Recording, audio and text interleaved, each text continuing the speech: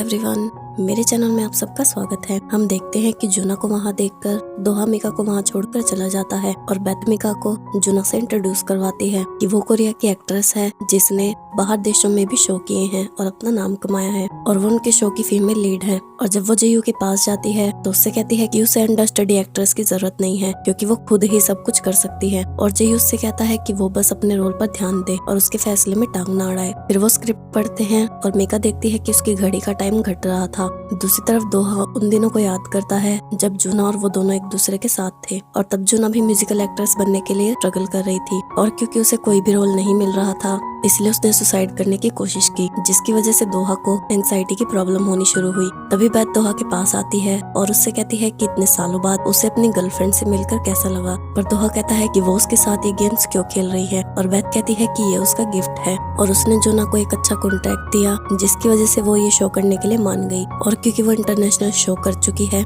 इसलिए जेयू भी उसे ही फीमेल लीड बनाना चाहता था। पर दोहा कहता है कि वो इस शो का प्रोड्यूसर है और उसे बिना बताए किसी को भी कैसे चुन सकती है। तब बेथ कहती है कि अगर उसने उसके साथ कॉन्ट्रैक्ट साइन नहीं किया तो जेंग चियांग भी उसके साथ कॉन्ट्रैक्ट साइन नहीं करेगा, इसलिए कॉन्ट्रैक्ट साइन करने के बाद वो भी इस शो का हिस्सा बन जाएगी और ये उसका हक है। पर दोहा कहता है कि अभी तक उसने कॉन्ट्रैक्ट साइन नहीं किया है इसलिए भी वो शो का हिस्सा नहीं है। पर बेथ कहती है कि सिर्फ शो की वजह से उसने जुना को यहाँ नहीं बुलाया, उसे पता है कि एक वही है जो उसे और मीका को अलग कर सकती है। तब दोहा कहता है कि वो पहले ही बहुत कुछ कर चुकी है और उसे सब पता है कि उसने अभी तक मीका के साथ क्या क्या किया है, पर उसने अभी तक उसे कुछ नहीं बोला क्योंकि उसे पता है कि उसने उसे हर्ट किया है। पर अब वो चुप नहीं रहेगा। तब बेथ कहती है कि वो तो उन्हें बाद में पता चलेगा कि वो किसे चुनता है, उसका पहला प्यार जुना को या मीका को। और जब दोहा बाहर जाता है तब उसे वहाँ जुना मिलती है पर दोहा उसे इग्नोर करके चला जाता है और मीका उसे घर छोड़ने जाती है और वो कार में भी मीका की तरफ ना तो देखता है और ना ही उससे बात करता है। दूसरी तरफ दोसान और दोहा का डॉक्टर उसका घर पर इंतजार कर रहे थे और तब दोहा का डॉक्टर दोसान से कहता है कि उसे हॉस्पिटल जाकर अपना चेकअप करवाना चाहिए क्योंकि वो पहले से बहुत ज्यादा कमजोर होता जा रहा है। तभी दोहा वहाँ आता है और डॉक्टर से सर दर्द की दवाई मांगता है। फिर वो डॉक्टर को बताता है कि आज वो जुना से मिला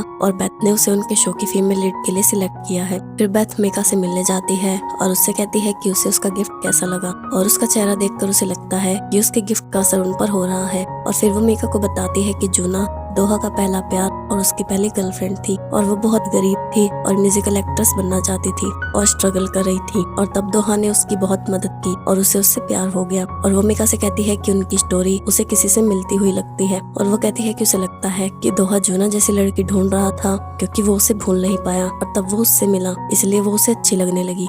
और वो ये देखना चाहती है कि जुना के वापस आने के बाद दोहा उन दोनों में से किसे चुनेगा। और क्योंकि उसका पहला प्यार भी कामयाब नहीं हुआ था इसलिए उसे लगता है कि इस बार भी वो उसे प्रोटेक्ट नहीं कर पाएगा। फिर मीका घर जाती है और वहाँ दोहा उसका इंतजार कर रहा था पर मीका दोहा को इग्नोर करके अपने रूम में चली जाती है। अगले दिन विजिन संगी को मैसेज करता है कि क्या अभी भी वो उससे गुस्सा है, पर संगी उसका मैसेज पढ़कर उसे ब्लॉक कर देती है। दूसरी तरफ मीका जुना के साथ रिहर्सल पर जाती है जहाँ जुना सिंगिंग की रिहर्सल कर रही थी और उसकी आवाज में जेयू को वो इमोशन नहीं मिलते जो वो चाहता है। फिर वो मीका को वही सॉन्ग गाने के लिए कहता है पर मीका भी ठीक से नहीं गा पाती और जेयू गुस्सा होकर वहाँ से चला जाता है। फिर जुना जेयू को कैफे ले जाती है और तब जेयू से पूछता है कि क्या उसकी आवाज में कोई प्रॉब्लम है या वो ठीक नहीं है। तब जुना कहती है कि उसकी आवाज ठीक नहीं है क्योंकि वो भी बहुत थकी हुई है। तब जेयू कहता है कि उसे रेस्ट करना चाहिए ताकि उसका गला ज्यादा खराब ना हो जाए और अगर वो ठीक कंडीशन में नहीं है तो उसने ये शो क्यों चुना। तब जुना कहती है कि क्योंकि वो दोबारा कोरिया में अपना नाम बनाना चाहती थी और क्योंकि ये शो चाइना में भी होगा इसलिए उसे चाइना में भी अपना करियर शुरू करने का मौका मिल जाएगा। और उसका दूसरा रीजन ये है कि वो दोहा से मिलना चाहती थी क्योंकि वो ही उसे छोड़कर गई थी इसलिए वो अब सब मिसअंडरस्टैंडिंग क्लियर करना चाहती है। दूसरी तरफ मिस्टर पार्क दोहा को बताता है कि जेंग चियांग ने उनका नया कॉन्ट्रैक्ट पढ़ लिया है पर उस पर साइन करने के लिए वो उनसे थोड़ा और टाइम चाहता है और दोहा कहता है कि वो उसे और टाइम नहीं दे सकते क्योंकि फिर बेथ को उनकी डील के बारे में पता चल जाएगा और फिर वो उनके प्रोजेक्ट में आने के लिए कुछ न कुछ करेगी। तभी जुना दोहा के सामने आती है और उससे कहती है कि उससे कुछ बात करनी है और तब मीका उन्हें वहाँ से जाते हुए देख लेती है। फिर वो दोनों लंच करने जाते हैं और जुना कहती है कि वो यहाँ उससे मिलने और जेयू के शो में परफॉर्म करने आई है और वो पहले भी कोरिया आना चाहती थी पर उसे कभी मौका नहीं मिला। और फिर जब बेथ ने उसे कांटेक्ट किया और उसे पता चला कि दोहा इस शो का प्रोड्यूसर है तो उसने सोचने में ज्यादा टाइम नहीं लगाया और वो कोरिया आ गई। पर दोहा कहता है कि वो ये जानना चाहता है कि वो उसे छोड़कर क्यों गई थी। तब जुना कहती है कि क्योंकि वो बहुत गरीब थी और उसके पास अपने म्यूजिकल एक्ट्रेस बनने के सपने के अलावा और कुछ नहीं था। पर उसके डैड ने उसे धमकी दी कि अगर वो उसे छोड़कर नहीं जाएगी तो वो उसका सपना कभी पूरा नहीं होने देगा। और उसने उसे काफी रोल्स जिसके लिए वो सिलेक्ट हुई थी उनसे भी निकाल दिया था, इसलिए वो डर गई थी और उसे छोड़कर चली गई थी। फिर दोहा घर जाता है पर मीका उससे नहीं बोलती, जिसकी वजह से वो अपने डॉक्टर के साथ ड्रिंक करने जाता है क्योंकि वो उसका बेस्ट फ्रेंड भी था।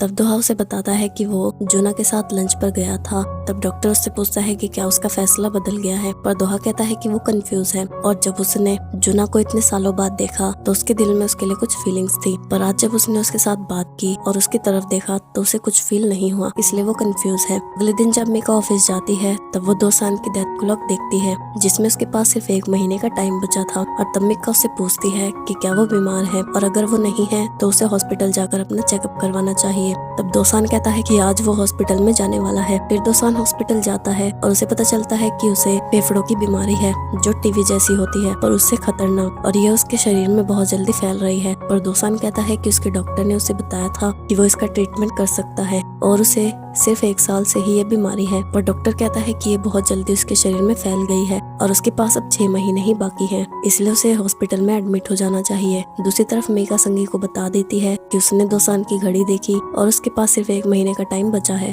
और अब उसे ये समझ में नहीं आ रहा कि वो दोहा को ये बात कैसे बताए। पर संगी कहती है कि वो दोहा को ये कैसे बताएगी कि उसका भाई जल्दी ही मरने वाला है। तभी मीका के पास दोसान का फोन आता है और वो उसे मिलने के लिए बुलाता है और मीका उससे मिलने जाती है। तब दोसान मीका से पूछता है कि उसे कैसे पता चला कि वो बीमार है और उसे बताता है कि आज वो हॉस्पिटल गया था और उसे पता चला कि उसके पास सिर्फ 6 महीने बचे हैं। और वो मीका से कहता है कि वो दोहा को उसकी बीमारी के बारे में कुछ न बताए, वो खुद उसे बताएगा। तब मीका को वो टाइम याद आता है जब 1 साल पहले वो किसी से टकराई थी और तब से उसे अपनी डेथ क्लॉक दिखनी शुरू हुई थी जिसमें उसे पता चला कि उसके पास बस 1 साल ही बचा है और उसने उसे मिटाने की बहुत कोशिश की पर वो उसे नहीं मिटा पाई। और उसे पता है कि ये जानना कि वो जल्दी ही मरने वाले हैं कितना मुश्किल होता है। अगले दिन दोहा दोसान के साथ अपनी फैमिली से मिलने जा रहा था और तब वो मीका के पास जाता है और उससे पूछता है कि वो कब तक उससे बात नहीं करेगी। और मीका कहती है कि क्या वो उससे कुछ कहना चाहता है। तब दोहा कहता है कि वो उसे कुछ बताना चाहता है पर अभी उसे कुछ टाइम चाहिए। फिर मीका मिसो से मिलने जाती है और उसे बताती है कि उसका एक फ्रेंड है जो बहुत बीमार है और उसके पास ज्यादा टाइम नहीं बचा है और वो नहीं चाहता कि उसकी फैमिली में किसी को ये बात पता चले, इसलिए उसने उसे इस बात को सीक्रेट रखने के लिए कहा है। और उसे ये समझ में नहीं आ रहा कि वो उसकी फैमिली को ये बात बताए या नहीं। तब मिसो कहती है कि उसे उन्हें बता देना चाहिए ताकि वो खुद को प्रिपेयर कर सके। और वो कहती है कि क्योंकि वो लाइफ और डेथ में कुछ नहीं कर सकती क्योंकि ये सब भगवान तय करता है, पर उसके साथ रहकर उसका साथ दे सकती है क्योंकि अभी उसे किसी के साथ की जरूरत होगी। दूसरी तरफ दोहा और दोसान अपने डैड से मिलने जाते हैं और उसके डैड उससे कहते हैं कि वो कब तक ऐसे बाहर दूसरे देशों में घूमता रहेगा और अब उसे वापस घर आ जाना चाहिए। तब दोसान कहता है कि वो घर वापस आ सकता है पर पहले उसे कुछ पैसे देने होंगे जैसे उसने अपने दोनों बेटों को दिए हैं। और उसके डैड को उसकी बात पर गुस्सा आता है और वो उसे वहाँ से जाने के लिए कहता है। और जब वो घर जाते हैं तब दोहा दोसान से कहता है कि उसने ऐसा क्यों किया जबकि उसे पता है कि उसके डैड उसे कुछ नहीं देंगे।